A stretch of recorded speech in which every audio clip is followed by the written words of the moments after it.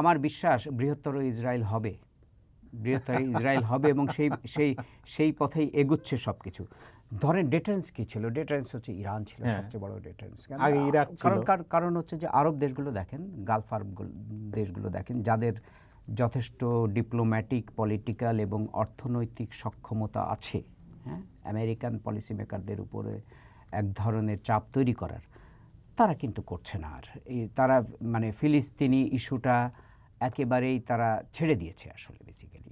গাজা নিয়ে তো কেউ কথাই বলে না। ইউএইর মতো একটা দেশ যারা সাংঘাতিকভাবে শক্তিধর দেশ হয়ে উঠছে, হ্যাঁ, পলিটিক্যালি, ডিপ্লোম্যাটিক্যালি, মিলিটারিলি, তাদের সাথে এখন তারা এখন ইসরায়েলের ঘনিষ্ঠ বন্ধু, বিশ্বস্ত বন্ধু। একটা সেম পলিসি নিয়ে ইউনাইটেডলি অনেক কিছু করছে তারা, যেটা আবার সৌদি আরব অবশ্য পছন্দ করছে না।